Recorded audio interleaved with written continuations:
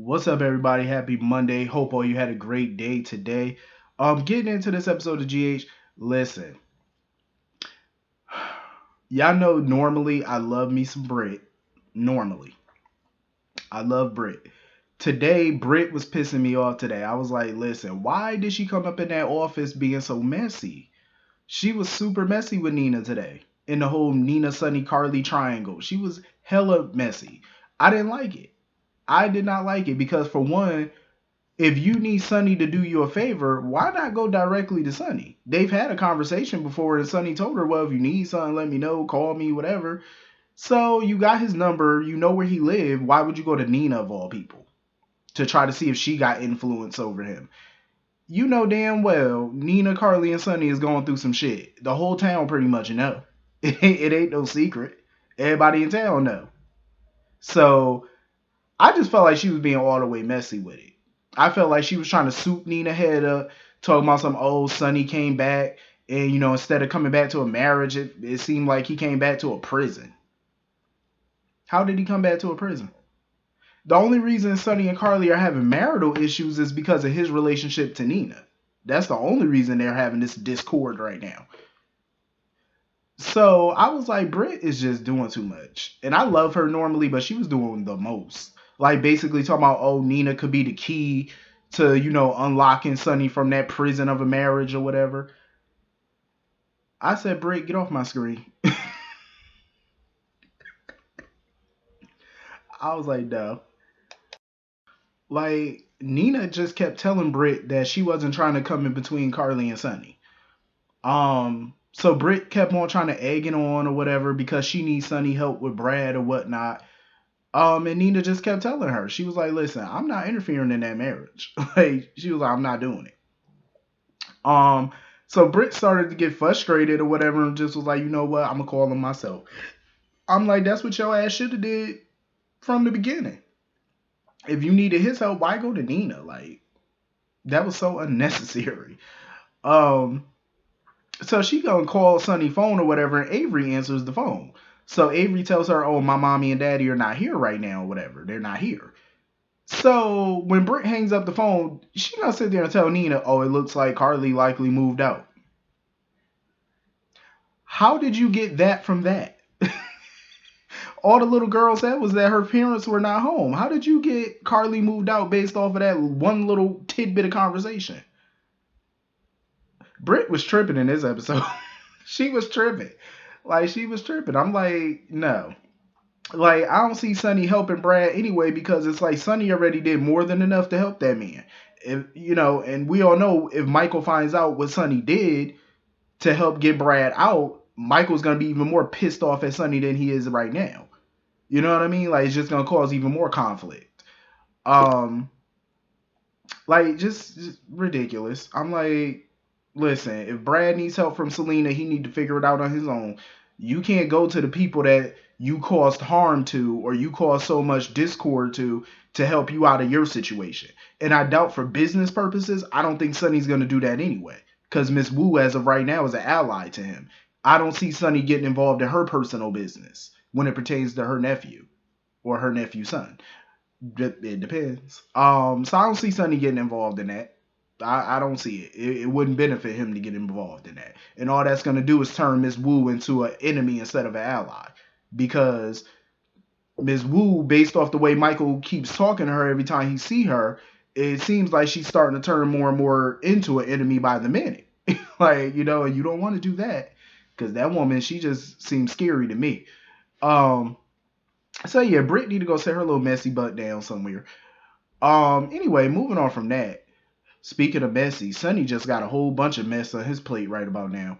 Um, when him and Carly was talking, Carly mentioned to him that she got, I guess, an attachment to an email or whatever about his medications. And he tried to change the subject, talking about, oh, I'm taking care of that or whatever, and tried to change the subject. And I was kind of shocked that Carly didn't, keep talking to him about that because it's odd that she would even get an email attachment or any notification about his pills. Because usually Sonny's pretty good about refilling his pills. So the fact that she's getting that email should be alarming to her. Um, but I guess, But yeah, Sonny keeps on talking about how he want her back. He want her to come back because he didn't think that she was serious about moving out. So he called her bluff. But she was serious. Um, and I love how Carly basically told him, like, listen, as much as I miss being home and miss you and all that stuff, we're separated for a reason. You know what I'm saying? Like, I moved out for a reason. And that reason has not been, you know what I mean? Like, their situation has not gotten any better since she moved out. So why would she move back in when the situation hasn't gotten any better? You know what I'm saying? And she basically told him, I'm not on your timetable. You know what I'm saying? Because that's what Sonny wants. He wants everything right now, like when he wants it. And Carly let him know, I'm not on your timetable, I'm on my timetable. I know that shit, right? Like, when y'all fix this and figure out this Nina mess, then she may move back in. Until then, what are you going to do? You know, the situation has not been fixed. It's still a mess. Um, so Britt came in or whatever, and even Britt could tell that there was issues. Even though Carly tried to act like her normal self, like there was no problems, Britt could tell that there was issues. He could feel the tension between them. It's trust me, the tension between them. Even watching the episode, you could cut that damn tension with a butcher knife. That's how thick the tension is between them. It's not fixed, not even close to being fixed. So Sonny just gonna have to bide his time. But Sonny need to get his head into the business game right now because he got a new problem. And that's what Britt came over to tell him. He was like, listen, somebody took one of your suppliers out on the West Coast. He was like, somebody took his ass out. We don't know who it is. So right now it's a mystery person, Mr. Nobody. And Sonny's not totally surprised by this because when he went to go see Cyrus, Cyrus did allude that somebody new was coming in trying to take control. So he wasn't totally surprised by this. But they need to figure out who it is. Because you can't fight somebody that you don't know. You know what I'm saying? You don't know who this new enemy is. They could be right next to you. You wouldn't even know it. So that's priority number one. And with this this new enemy coming in right now is not a good time for Sonny. Like, he got two women over here. It's a hell of a time for this right now. You know what I'm saying? But he gonna have to put his personal life on the back burner. His little marital woes or whatever. He gonna have to manage that some other way. Because you got to focus on the business right now. Because you got a new enemy that you don't know shit about. They messing with your business. Like, and that's not good. That's dangerous. You know what I mean? Because if you focused over here and you ain't focused over there, that's how you get took out. You know what I mean? So Sonny gonna have to prioritize right now. He gonna have to get back on that lithium. Because being off your meds right now when you dealing with marital issues and a new threat, that's not good. That's a powder keg waiting to just explode. You know what I mean? Like, I don't know how he gonna fix it, but he gonna have to do something. Because this ain't it. Um, and Brick was basically trying to ask him about him and Carly and stuff, and Sonny was very tight-lipped. He was like, listen, I don't even want to talk about that right now.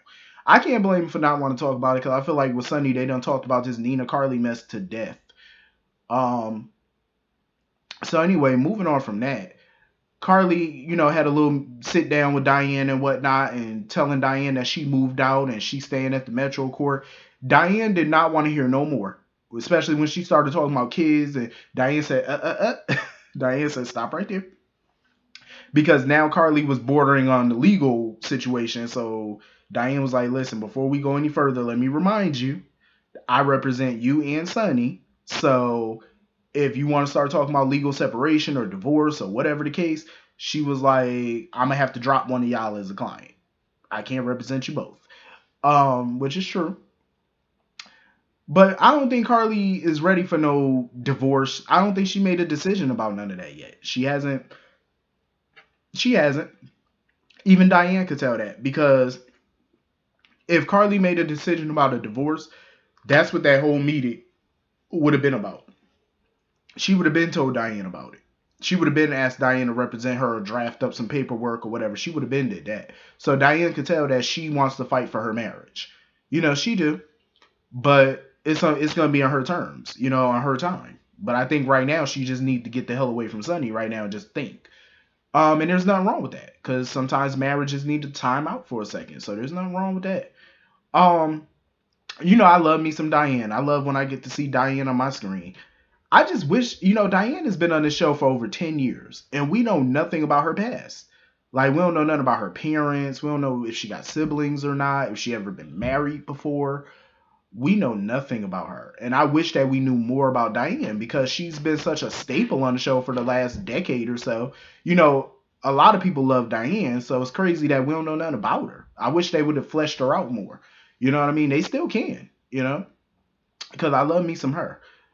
Um, so anyway, moving on from that.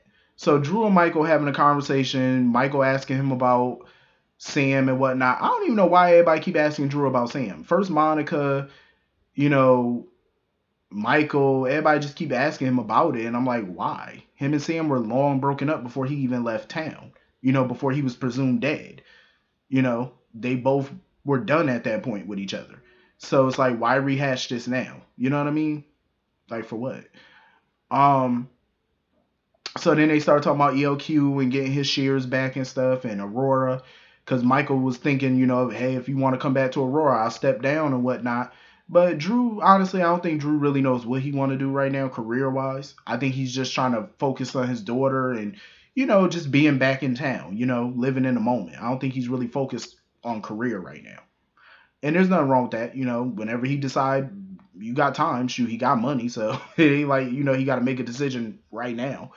Um, so, he was giving Michael some advice about Carly and, the Carly Sonny situation, and just basically telling Michael to be there, for both his parents. And I agree, because what I can't stand is how judgmental Michael has been throughout this whole situation towards Sonny. Because Michael was in a similar situation a few years back. Like he was in love with Kiki and Kiki was dating Morgan. You know what I mean? Like he was in a similar situation. So he of all people should be more understanding, you know? That's why I love when Sonny could talk to Dante, because he's more open with him, more relaxed. Because Dante just sits and listen and try to give out little advice. He doesn't judge him. And I feel like Michael needs to take that approach. Like, stop judging him, because you were in a similar situation. I'm pretty sure at some point in the future he's probably gonna be in that type of situation again. So don't judge him. Just be there for both of them. But I feel like Michael is basically picking a side at this point, and that's jacked up. So anyway, moving on from that. So Marshall pops up at the hospital pretending like he got a sprained wrist. And, he just came there to talk to Epiphany or whatever and to get answers about whether or not she wanted to join his band. Epiphany wasn't really feeling for him at that moment. So he tried to start over with her, talking about, oh, let's go out to dinner or whatever. And apparently back when Epiphany was a teenager, she wanted to be a doctor at some point. That was one of her dreams. And I agree with Marsha. I feel like that could still be a dream for her. She could still become a doctor. She's been a nurse for years, a long time. She's been a nurse. So she definitely could become a doctor if she wanted to. It ain't never too late. And she ain't too old. You ain't never too old. As long as you got breath in your body, you could be whatever you want to be. I would love to see Epiphany as a doctor. That'd be dope. I love her as a nurse, but as a doctor, that'd be crazy. Dr. Epiphany Johnson. That'd be hot. So her and Marshall made a date or whatever to go to the PC Grill or whatever to get some ribeye or whatever. I mean, I'm not really feeling her and Marshall right now as far as chemistry.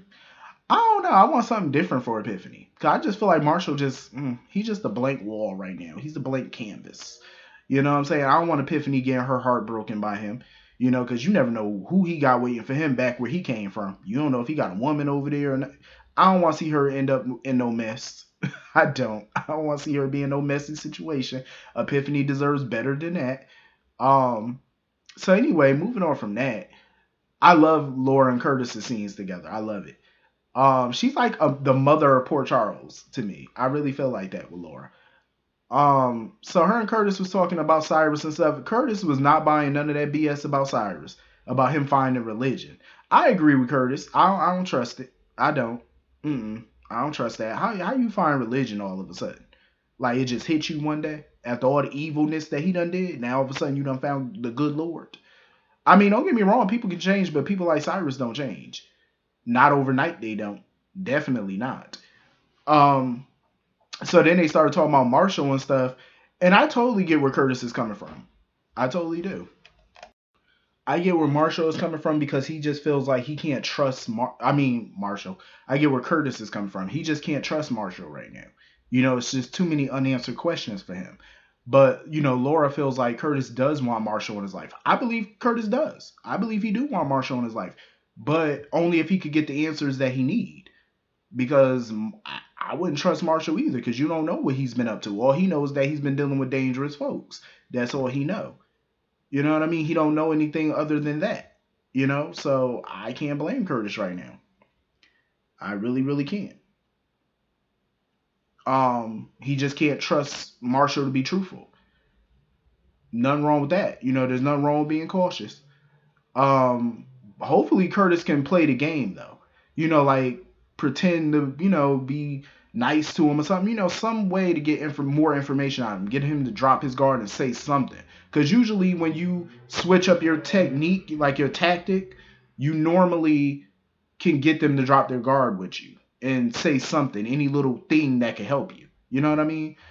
And I think Laura was a good person for Curtis to talk to because Laura went through something similar where she had to leave Nicholas with the Cassadines and stuff. And she had to be out of his life for a lengthy period of time. So she could definitely relate to a parent being out of their child's life for so long. Um, do I believe Marshall loved his kids? I do believe that, but he definitely still owes some answers. Like he definitely do, because I wouldn't trust him. Not as far as I could throw him. So anyway, that was pretty much the whole episode. Hit the comment section, let me know what you guys thought, and I will see you all later. Have a great night. Peace.